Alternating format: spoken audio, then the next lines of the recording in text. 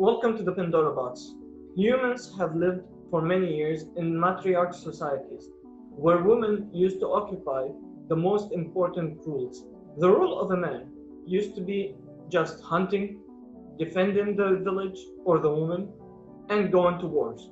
Meanwhile, when women discovered how to grow plants, because human mind was so simple, they used to believe that the goddess mother blessed the woman to create and procreate the human race. This continued in human history till almost 5,000 years before Christ, when men understood that women need semen to procreate the human race. Women started to gradually decrease in the rules in the society, from being in the highest position to what we see now, just attending to the needs of a man. This continued gradually from the woman should not be touched in any harm to if a man hit a woman and she died, he will be executed even if he didn't intend to kill her. And this was the second oldest law written by Lept Ishtar, the fifth Sumeri king, till nowadays in the Arab world, or 100 years ago in all over the world, that a man can kill a woman, saying it's an honor matter.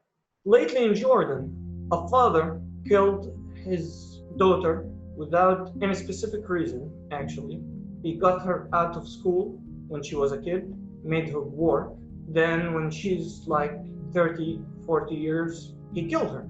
He killed her in the most savage way. He tried to slaughter her, and when she ran, he held her down and started to smash her head with a fucking rock. But what I need to say here is, this woman, her name is Ahlan, went to a governmental society to protect that their work is to protect women and children from family abuse. And all they did is made the father sign a paper saying he will not touch her, and then they killed her. Today we have here with us a dear friend of mine. Her name is Fida.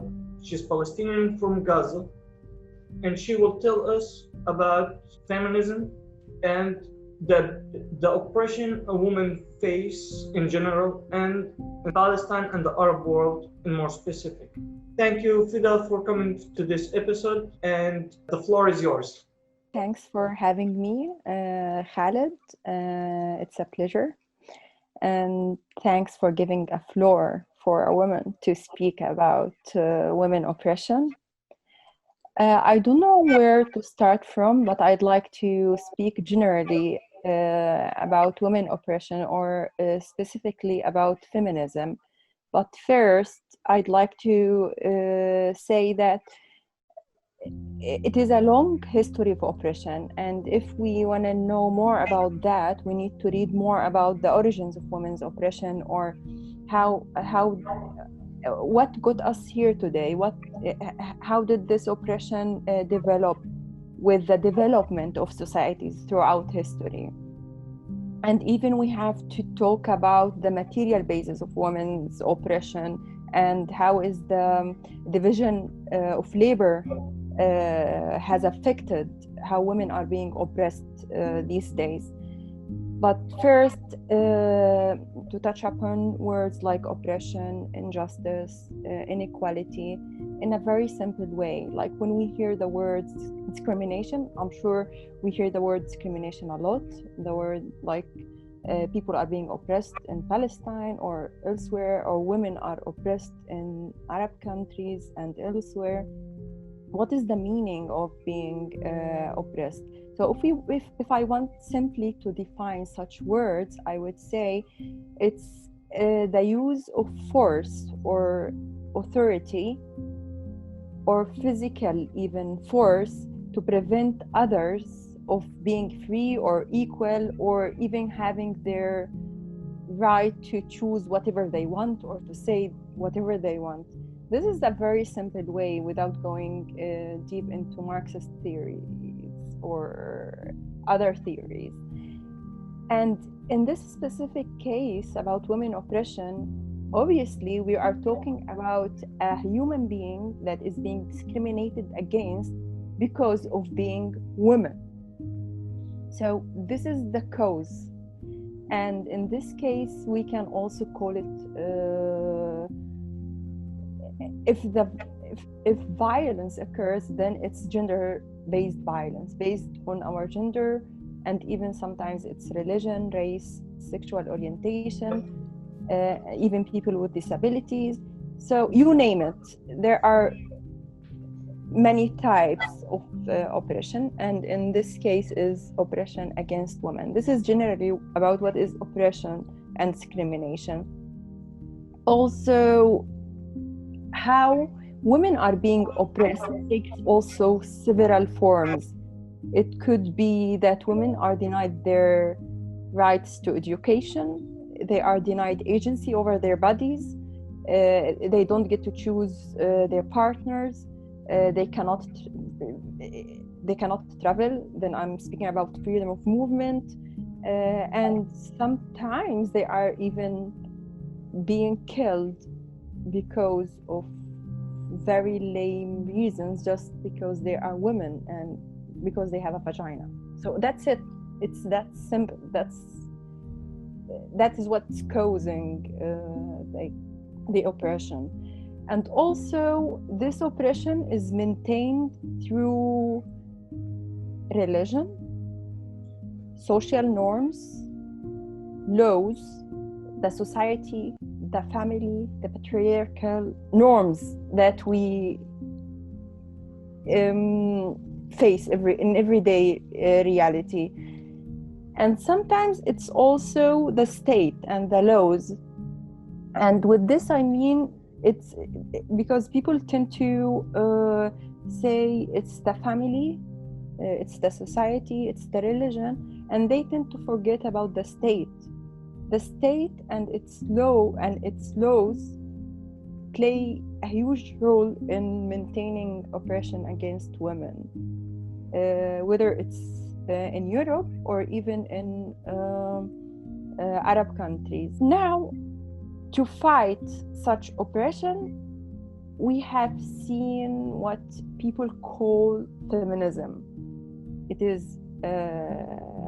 does have several definitions. Some people say it's like a social movement. Some people say it's a political social movement.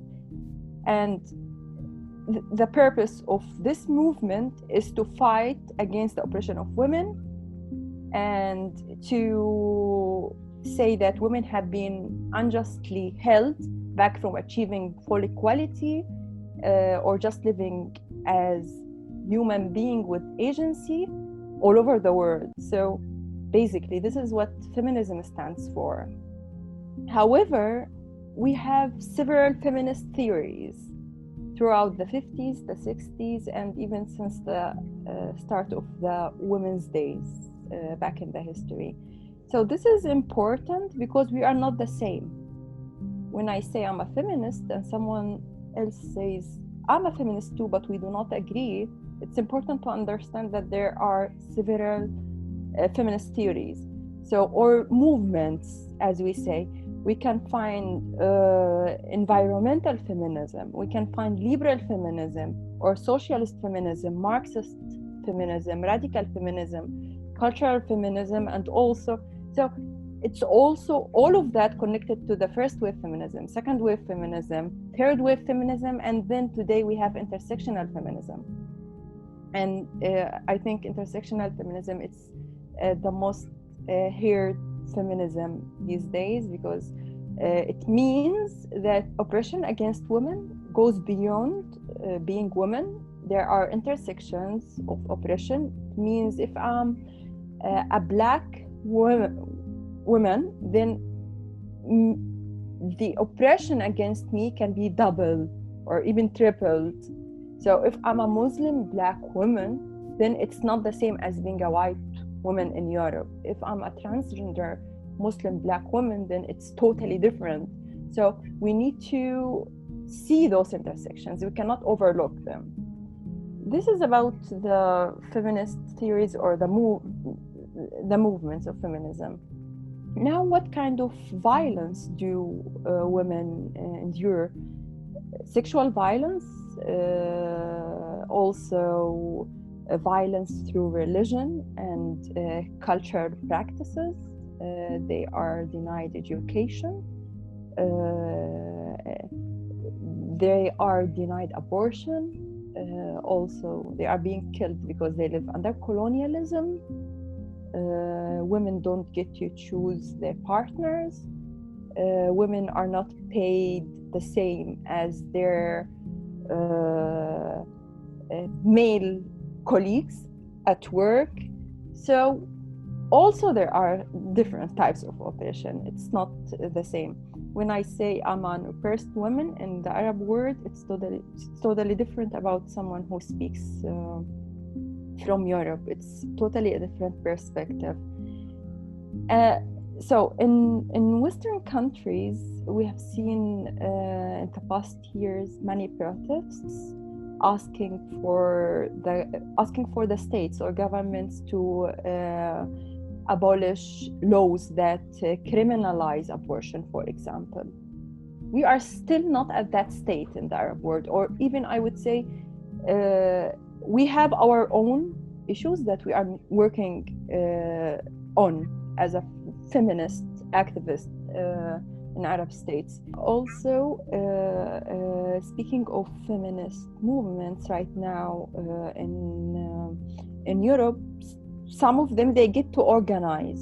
I mean, unions organizing protests against femicide, against unequal pay.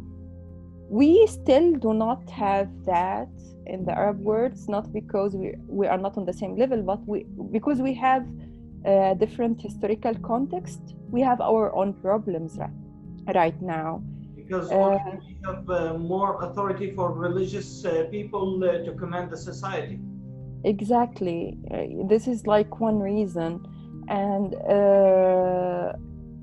in Arab countries, we see other problems, like speaking of women do not get to choose what they wear, hijab, niqab, taking their hijab off, going to school, early marriage, even not getting to choose their partners,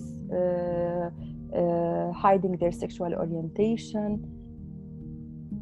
But still, there are intersections. I mean, the thing is, this system controls women in different ways, while this system, through religious power, tells women to dress, to wear hijab. In our countries here in Europe, they wanna take it off by force.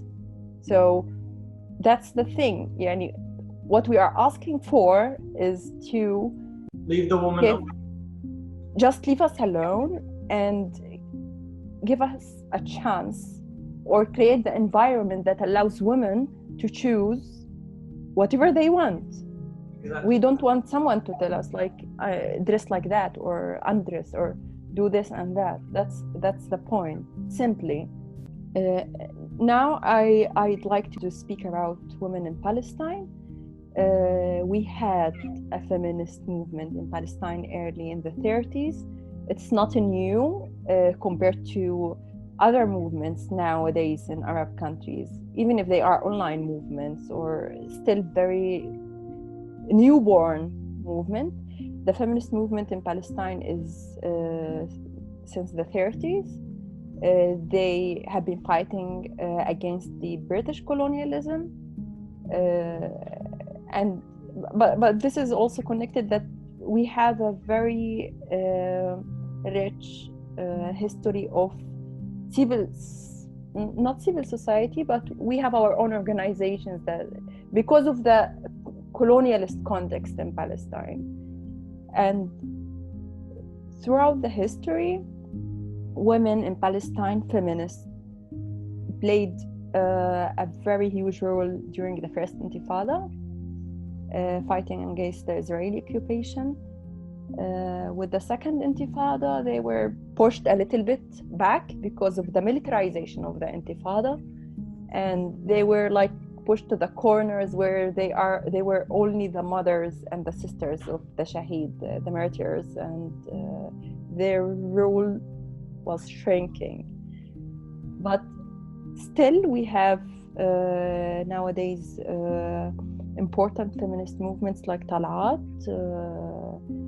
It's still trying to figure out what kind of a movement they are, what to do. They are trying to find a combination of being or not being, or imagining a free Palestine for all. We have Al-Qaws organization for feminists and queers in Palestine.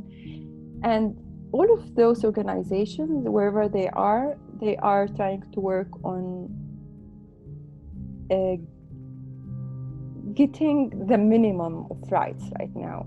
Because, as we say, Palestinian women are not only fighting colonialism, they are also fighting patriarchy from the society. So, patriarchy in the society and colonialism at the same time. This is what we could say, it is being stuck between a hard place and a rock. So we are caught in between. We are trying to push this way, and then the occupation would exploit our plight, and Yep. And then if we push the other way, then it's our own people would say, no, this is not good for the cause. It's not the time for women liberation, blah, blah, blah. We need to focus on liberating Palestine. Wait till we free our country, then we will see what happens with your rights. So, yes, exactly. So, but the thing is, we cannot, of course, Palestine could be free, but is this the Palestine that we want? Like a free Palestine that is built on dead bodies of Palestinian women? This is not the Palestine that we imagine, a free Palestine that we imagine. So, and it is, we should, as people who aspire for liberation, to liberate ourselves. Like a few days ago, we heard that the father of Madeleine Jaraba, a 20-year-old Palestinian girl from Gaza who was killed 2 months ago by her father, she was beaten to death. He was freed. So, and the thing is, it is not only the family, not only the society, it is the laws. The law, exactly. The law that allowed her dad, I killed my daughter, but I forgive myself, so let me out.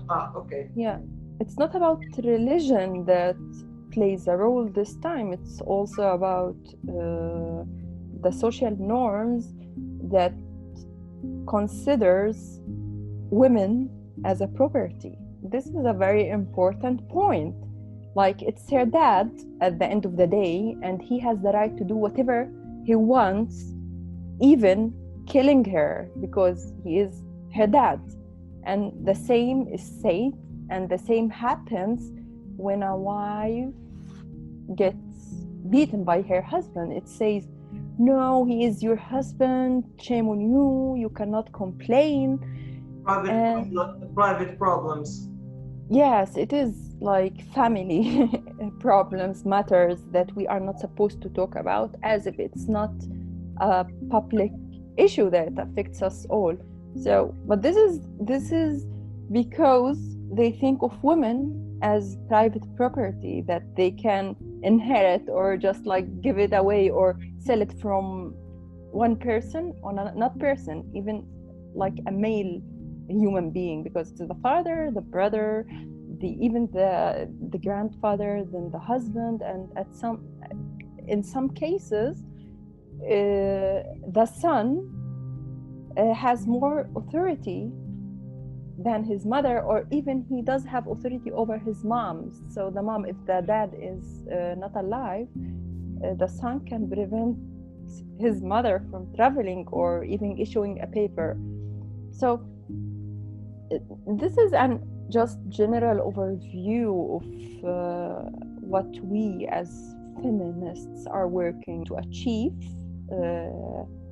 which is abolishing every type and form of oppression, discrimination against everyone based on their gender, race, sexual orientation, disabilities.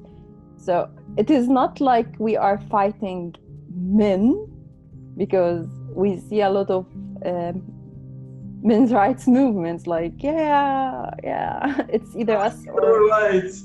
Yeah. The thing is, it is a matter of life or death. Exactly. It is like women are being killed every day. We cannot just like say, oh, but this man is killed because of blah blah blah. No, he is not killed because he is a man. That's the difference. We are being killed because we are women. Because you're a woman. A woman. Exactly. So this is like a very simple overview of what we work on or work to achieve, and the things that we are protesting against. Right now in Gaza, there are campaigns against the laws that allow fathers or relatives to get out of jail after killing their wives, so they get just a green card. Just kill someone and get free because you are a relative. And also it's important to shed light that there are also some campaigns about child custody or children custody after divorce. In West Bank, it's for the mother until the child reaches 15. And in Gaza, after the division, it was not implemented. So it is until the child is 7 if it's a boy, or 9 if it's a girl. And then the custody, it's for the father or the uncle or the grandfather. So all of those people from the father's family side can get the child, but not the mother. So now they are pushing again to raise the age till 15. As a Palestinian who lives in Europe, I get asked a lot about my life in Palestine, and about my life in Gaza. And people tend to ask me, how is life under living under Islamic authority? They mean Hamas, of course. And I say it's not easy. We are fighting our own fight, but they don't ask, or they ignore on purpose mentioning the occupation. And I tell them that we are fighting two battles. We are fighting patriarchy, and also we are fighting settler colonialism in Palestine. And we cannot just ignore the fact that settler colonialism in Palestine is a patriarchal structure that maintains itself through oppressing women, through exploiting the plight of Palestinian women, through sexual harassment, through the practices that or how the state of Israel was born. It is built on ideas of patriarchal ideas, and also toxic masculinity. I'm saying this because they also say, isn't it better to live under occupation than live in a very regressive society?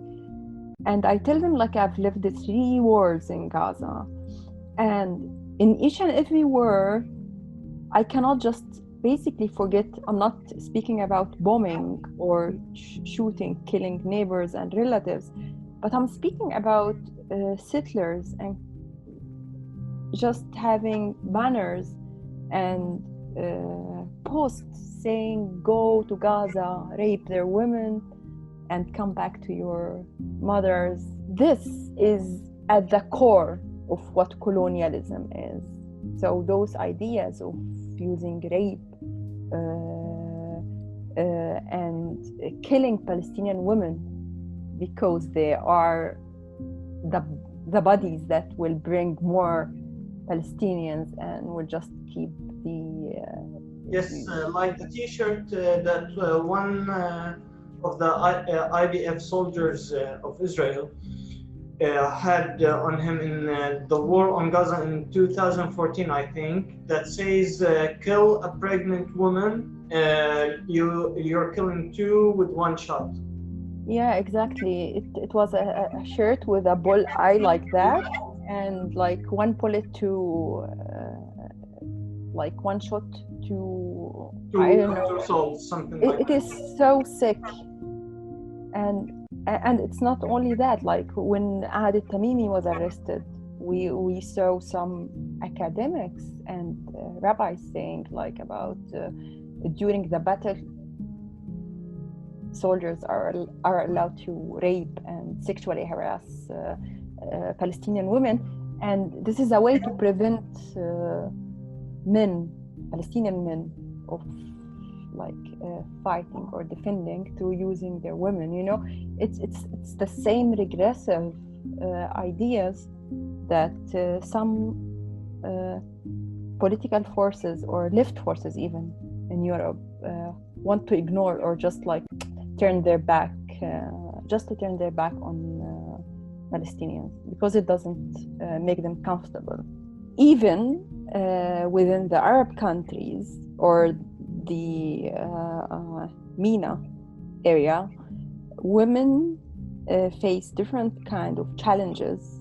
For example, in Lebanon, it's about domestic workers from African countries and elsewhere are stuck there. They cannot travel, they cannot do anything, they don't get salaries because of kafala system. So the intersection of oppression there is in another form, that it's not in Palestine and not maybe in Jordan and other countries. In Saudi Arabia, they have the guardianship law. It means like a male guardianship. It means I don't have agency, even if I'm not 18 anymore. It means I cannot issue a passport, I cannot travel, I cannot even register in a university without the permission of my father or uncle if he is not there, or my son.